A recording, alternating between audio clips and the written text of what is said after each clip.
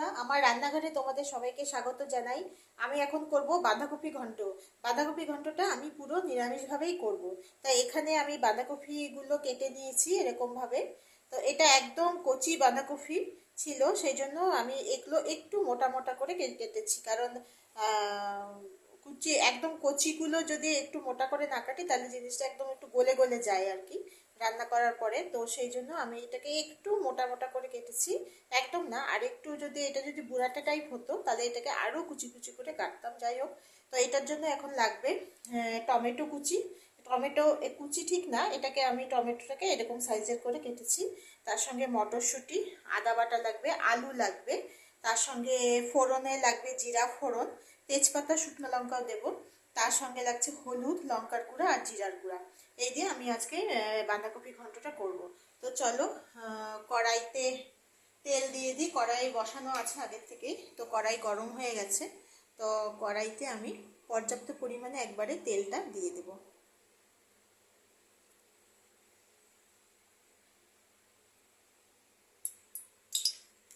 তো তেল আমার গরম হয়ে গেছে। সবার প্রথমে আমি এখানে দিয়ে দেব জিরা, তারপরে দিয়ে দেব শুকনো লঙ্কা, তেজপাতা দিয়ে এটাকে একটুখানি আমি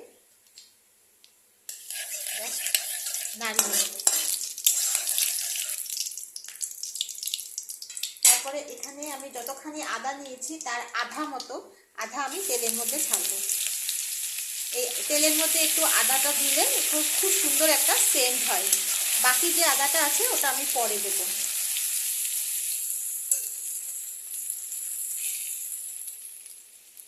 এটা হয়ে গেছে ছাড়া। এরপরে আমি বাঁধাকপিটা দিয়ে দেবো।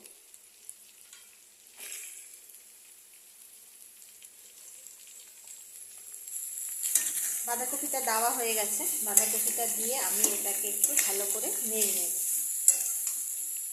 তেলের সঙ্গে ভালো করে মিশিয়ে নেব। এটাকে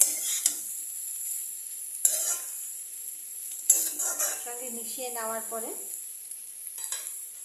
আমি এটার উপর দিয়ে লবণ দিয়ে দেবো।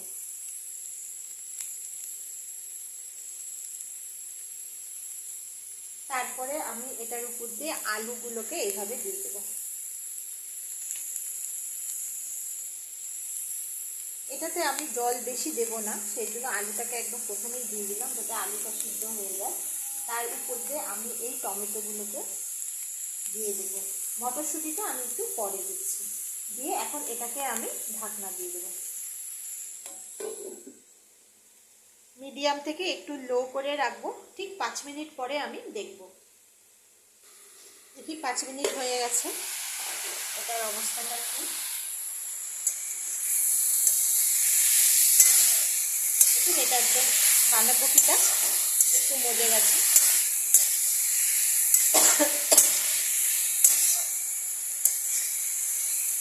তো এখন এটার মধ্যে আমি পরপর দিয়ে দিতে পারবো। এখন এটার মধ্যে দিয়ে দেবো আমি এখানে মটরশুঁটি, তার উপর দিয়ে যে অল্প রেখে দিয়েছি আদা বাটা, এই আদা বাটাটা আমি দিয়ে দেবো। দিয়ে আমি এখন এটাকে একটু ভালো করে নাড়বো, কয়েক সেকেন্ড নাড়বো। নেড়ে এখানে হলুদ, লঙ্কার গুঁড়া, জিরার গুঁড়া, এটা অনেকে জলে গুঁড়েও দেয়, তো ইচ্ছা করলে জলে গুঁড়ো দিতে পারো, কোনো অসুবিধে নেই। তো আমি এটাকে এইভাবেই দিয়ে দিচ্ছি।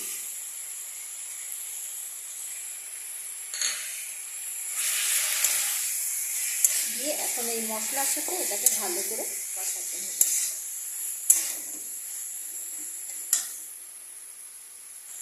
এই মশলাগুলোকে একটু জল দিয়ে গুলে যেটা লেগেছিল পেটের মধ্যে সেটাকেও আমি এখানে দিয়ে দিলাম।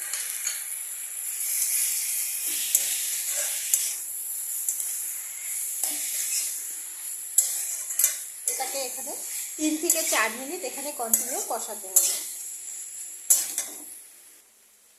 বা কষানো হয়ে গেছে, এখন আমি এটার উপর দিয়ে দিব মিষ্টি। বাঁধাকপি নিরামিষ, বাঁধাকপিতে আমরা একটু মিষ্টি বেশি খাই, তো আমি এখানে একটু অল্প বেশি মিষ্টিটা দিয়ে দেবো। দিয়ে আমি এটাকে আবার একটু নাড়বো।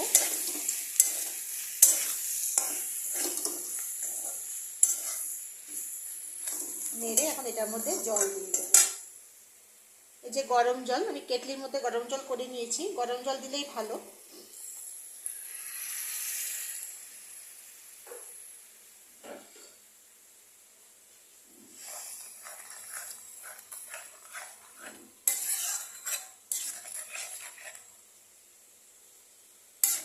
বেশি জল দেব না,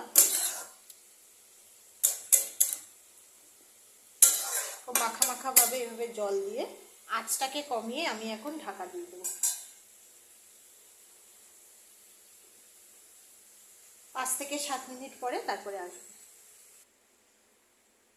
আমার সময় হয়ে গেছে, এখন এটাকে একটু উঠিয়ে দেখি কি অবস্থা। আঁচটা মিডিয়ামেই আছে। তো এটা জল আমার অনেকটা শুকিয়ে গেছে, আলুটাও পুরো সিদ্ধ হয়ে গেছে। তো এখন এটার মধ্যে আমি এখান দিয়ে কাঁচা লঙ্কা দিয়ে দেবো। কাঁচা লঙ্কা দিয়ে এই পুরো জলটাকে শুকানোর জন্য এখন আর ঢাকনা দেবো না, এটা এমনি ছেড়ে দেবো, এটা অটোমেটিক শুকিয়ে যাবে।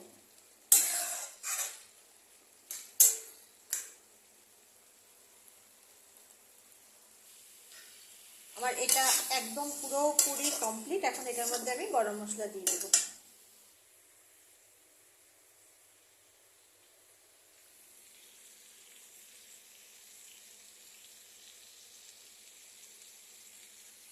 তো এখানে আমি ডিমের ঝোলও বানিয়েছিলাম, তো সেটার মধ্যে আমি অল্প গরম মশলা দিয়েছি, গরম মশলা দেবো। এখন আমি এই বাঁধাকপিতে গরম মশলাটা দিয়ে দেবো।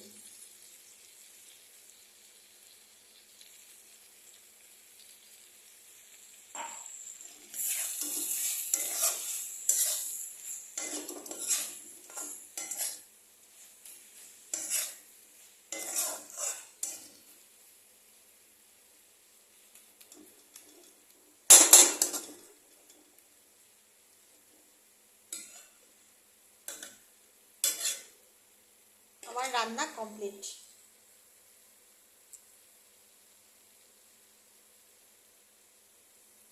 তো আমার এই রেসিপিটা যদি ভালো লেগে থাকে তাহলে লাইক, শেয়ার আর সাবস্ক্রাইব অবশ্যই করে দিও। তোমরা এইভাবে বানিয়ে দেখো, ভালো লাগবে। হয়তো অনেকে জানো, হয়তো অনেকে গিয়ে সবাই মোটামুটি জানো রান্নাটা। তো ভালো লেগে থাকলে আমি আবার বলছি, লাইক, শেয়ার আর সাবস্ক্রাইব করে দিও। কমেন্টে জানাবে কেমন হলো। সবাই তোমরা ভালো থেকো। আজকের জন্য টাটা।